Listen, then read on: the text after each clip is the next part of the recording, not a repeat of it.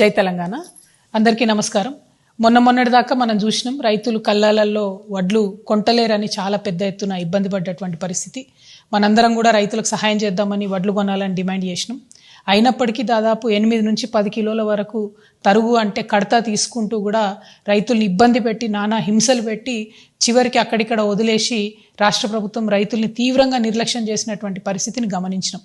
ఒక పక్క రైతులతో రక్త కన్నీరు పెట్టిస్తున్నటువంటి రేవంత్ రెడ్డి ప్రభుత్వం, ఇంకొక పక్క చిన్న రైస్ మిల్లర్స్ ఎవరైతే ఉంటారో, రా రైస్ మిల్లర్స్ ఎవరైతే ఉంటారో వారిని కూడా తీవ్రంగా ఇబ్బందులకు గురి చేస్తున్నటువంటి పరిస్థితి కనబడతా ఉన్నది. ప్రధానంగా ఏదైతే రైతులు పండించేటటువంటి ధాన్యాన్ని ప్రభుత్వం కొని దాన్ని మిల్ చేసి మళ్ళీ రేషన్ షాపుల ద్వారా ప్రజలకు ఇచ్చేటటువంటి వ్యవస్థ మన రాష్ట్రంలో కొనసాగుతుంది. అయితే ఈ వ్యవస్థలో రా రైస్ మిల్లర్స్ ఉంటారు, అట్లానే బాయిల్డ్ రైస్ మిల్లర్స్ అని పెద్ద రైస్ మిల్లర్స్ ఉంటారు. ఈ బాయిల్డ్ రైస్ మిల్లర్స్ అనేటోళ్ళు ఒక్కొక్క జిల్లాలో పెద్ద ఎత్తున రైస్ మిల్స్ పెట్టుకొని 100 కోట్ల రూపాయలతోని వ్యాపారం చేసేటటువంటి బడా వ్యాపారవేత్తలు ఉంటారు.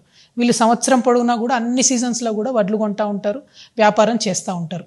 ఇప్పుడున్నటువంటి రేవంత్ రెడ్డి గారి ప్రభుత్వం ఈ పెద్ద రైస్ మిల్లర్స్ ఎవరైతే ఉంటారో, 100 కోట్లలో వ్యాపారం చేసేటటువంటి రైస్ మిల్లర్స్ ఎవరైతే ఉంటారో వారు ప్రభుత్వానికి దాదాపుగా 4,000 కోట్ల రూపాయలు బాకీ ఉన్నా కూడా వారి వైపు వెళ్ళడం లేదు, వారిని అడగడం లేదు. కానీ ఏదైతే ఈ చిన్న రైస్ మిల్లర్స్ ఉంటారో, రా రైస్ మిల్లర్స్ ఉంటారో వాళ్ళు 10 లక్షల రూపాయల నుంచి 1 కోటి రూపాయల వరకు ఎంత అప్పున్నా సరే దొంగల్ని చూసినట్టు వాళ్ళని చూసుకుంటూ వాళ్ళ రైస్ మిల్స్ మీద పడి ఎంక్వైరీల పేరుతో వాళ్ళని వేధించి ముసుగులేసి వాళ్ళని దొంగలను అరెస్ట్ చేసినట్టు తీసుకుపోయి అరెస్ట్ చేస్తున్నారు. అట్లా అరెస్టు చేస్తే చిన్న రైస్ మిల్లర్లు బాధపడి ఇబ్బంది పడి కరీంనగర్లో పాపం ఒక ఆడబిడ్డ సూసైడ్ కూడా చేసుకోవడం జరిగింది. మరి ఇటువంటి దారుణమైన పరిస్థితుల్లో కూడా ఉత్తమ్ కుమార్ రెడ్డి గారు కానీ రేవంత్ రెడ్డి గారు కానీ మరి జరుగుతున్న పరిస్థితి ఏంటి, మోసం ఏంటి అని గ్రహించలేకపోతున్నారా, లేకపోతే చూసి చూడనట్టుగా పోతున్నారా నాకు అర్థమవుతలేదు. ఎందుకంటే ఇప్పుడు ఒక ఫ్రెష్ టెండర్ చూస్తున్నాం మనం. ఇది ఈ మధ్య కాలంలోనే టెండర్ చేయడం జరిగింది. ఇదేంది అంటే కేసీఆర్ గారి ప్రభుత్వం దిగిపోయేటటువంటి సమయంలో గోడౌన్లో ఏదైతే 1,40,000 టన్నుల దొడ్డు బియ్యం ఉన్నదో దానికోసం టెండర్ వేయడం జరిగింది. ఇంతకుముందు ప్రభుత్వం ఉన్నప్పుడు 48 రూపాయలతోని మన ఫిలిప్పీన్స్కు ఆనాడు టెండర్ వేసి అంతకుముందు ఉన్న రైస్ అమ్మిరు. ఇప్పుడున్న ఈ 1,40,000 టన్నుల రైస్ని 21 రూపాయల 70 పైసలకు మాత్రమే టెండర్ తీయడం జరిగింది. టెండర్ డాక్యుమెంట్ చూస్తే ఇంట్లో 24 రూపాయలు అని ఉన్నది. కానీ మళ్ళా కూర్చొని ప్రైవేట్గా దాన్ని మేనేజ్ చేసి 21 రూపీస్ 70 పైసాకి ఒక కరీంనగర్కి సంబంధించినటువంటి పెద్ద రైస్ మిల్లర్ ఏదైతే 100 కోట్లకు పడగలెత్తున్నారో అటువంటి ఒక రైస్ మిల్లర్కి టెండర్ అప్పచెప్పడం జరిగింది. సరే, దీనికి వ్యతిరేకంగా చిన్న రైస్ మిల్లర్స్ ఇతర మాలాంటి వాళ్ళు కొంత కన్సర్న్ సిటిజన్స్ అంతా కోర్టుకు పోయినారు. ఇప్పుడు కోర్టులో ఈ వ్యవహారం పెండింగ్లో ఉన్నా కూడా 10,000 టన్నుల వరకు కూడా ధాన్యాన్ని ఆల్రెడీ లిఫ్ట్ చేయడం జరిగింది.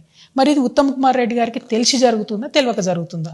స్టీఫెన్ రవీంద్ర గారు ఆనాడు ఉస్మానియా యూనివర్సిటీలో పిల్లల్ని కర్రలతో కొట్టి ఇబ్బంది పెట్టినటువంటి ఒక ఐపీఎస్ ఆఫీసర్ గారు ఇవాళ కమిషనర్గా ఉన్నారు పీడిఎస్కి. ఆయనకు అర్థమయ్యే లోపలనే సంవత్సరం అయిపోయింది. ఈ సంవత్సర కాలం లోపల ఈ 1,40,000 టన్నులు గోడౌన్లో ఉంటే తీవ్రమైన నష్టం జరిగింది. దాదాపు 100 కోట్లు వాళ్ళు రైస్ మిల్లులకు వీటికి రెంట్లు కట్టడానికి సరిపోయింది. ఇంకొక 50 కోట్లు ఇంట్రెస్ట్కి పోయింది. అంటే ఈ 300 కోట్లతో ఈ రైస్ అమ్మితే కూడా మిగిలేదు ఏమీ లేదు ప్రభుత్వానికి. నేను ఇవాళ ప్రభుత్వాన్ని ఒకటే డిమాండ్ చేస్తా ఉన్నా, ఎవరైతే చిన్న రైస్ మిల్లర్స్, రా రైస్ మిల్లర్స్ డిఫాల్టర్స్ ఉన్నారో మీరు 21 రూపాయి 70 పైసలు వాళ్ళకే ఆఫర్ ఇవ్వండి. వాళ్ళే అప్పులు కడతారు కదా.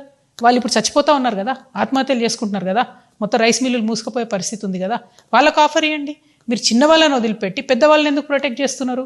ఇప్పుడు ఒక పెద్ద రైస్ మిల్లర్ నల్గొండకు సంబంధించిన ఆయన ఆల్రెడీ ఆయన 600-700 కోట్ల రూపాయలు ప్రభుత్వానికి బాకీ ఉన్నాడు. ఆయనకి ఇప్పుడు ఇంకో కొత్త రైస్ మిల్లుకి పర్మిషన్ ఇచ్చింది ప్రభుత్వం, వర్గాల్లో పర్మిషన్ ఇచ్చింది. ఆయనకు మళ్ళీ 300 కోట్ల రైస్ కూడా ఇచ్చింది.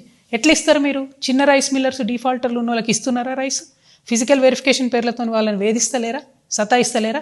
ఈ అంశాలన్నీ పక్కకు పెట్టి ప్రజలు గమనిస్తలేరు, ప్రతిపక్షాలు గమనిస్తలేరు అని మీరు అనుకుంటే తప్పు.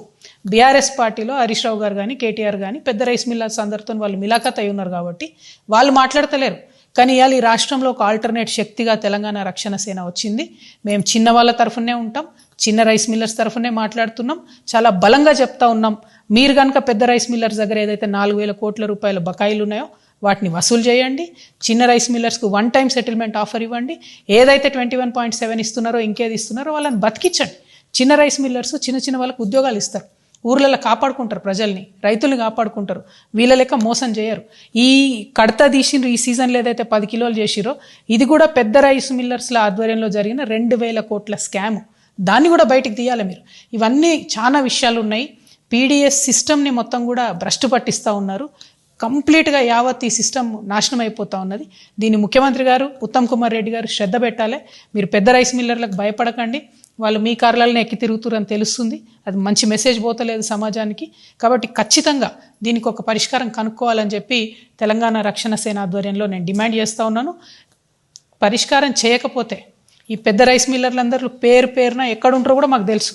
ఎప్పుడంటప్పుడు పోదాం, టీఆర్ఎస్ వాళ్ళం వస్తాము, ప్రభుత్వ అధికారులు రండి. 4 సీజన్ల బియ్యం ఒక్కొక్కరి దగ్గర, 4 సీజన్ల వడ్లు ఒక్కొక్కరి దగ్గర ఉండాలి. లేదనుకోండి, లేదనుకోండి, మరి వీళ్ళ మీద పెట్టే పీడీ యాక్ట్లు కేసులు వాళ్ళ మీద కూడా పెట్టండి. ఎందుకంటే 15 లక్షల టన్నుల ధాన్యం ఉండాల్సిన దగ్గర 5 లక్షల టన్నులు కూడా లేవని మీ కమిషనరే రిపోర్ట్ ఇచ్చిండు. మరి ఛాలెంజ్ చేస్తాను ఉత్తమ్ కుమార్ రెడ్డి గారు, మీరు మినిస్టర్ కదా, మీరు ఎటంటే అటు పోదాం, ఏ జిల్లా కంటే ఆ జిల్లాకు పోదాం, నేను వస్తా, మీరు కూడా రండి. వాళ్ళ దగ్గర కనుక ఆ వడ్లు దొరకకపోతే ఏదైతే చిన్న వాళ్ళ మీద, చిన్న రైస్ మిల్లర్స్ మీద కేసులు పెడుతున్నారో పెద్దవాళ్ళ మీద కూడా పెట్టండి. ఒక దళితుడు అండి పాపం, ఆయన రైస్ మిల్ పెట్టుకున్నాడు, ఆయన మీద పీడీ యాక్ట్ పెట్టిరు. మరి మీకు ధైర్యం ఉంటే పెద్దోళ్ళ మీద పెట్టండి. మా నిజామాబాద్లో కూడా ఒక ఆయన ఉన్నాడు, ఇట్లా పెద్ద మనిషి, ఎన్నో ఏళ్ళకెళ్ళి రైస్ మిల్ దాంట్లో ఉన్నాడు, ఆయన కూడా ఇదే మోసం చేస్తున్నాడు. సో ఈ పెద్ద రైస్ మిల్లర్ల దందాను ఇమీడియట్గా ప్రభుత్వం ఆపాలే. ఈ పీడిఎస్ రైస్ ఏదైతుందో ఇప్పటికన్నా మీరు ఫిలిపీన్స్ కమ్మండి, కనీసం అంతకో ఇంతకో ఇప్పుడు తుట్టిపోకుండా గవర్నమెంట్కి నష్టం రాకుండా ఉంటుంది. అల్టిమేట్గా ప్రజల సొమ్ము కాపాడబడాలి, ప్రజలకు మీరు మంచి రైస్ ఇవ్వాలని నేను కోరుతున్నాను. Thank you.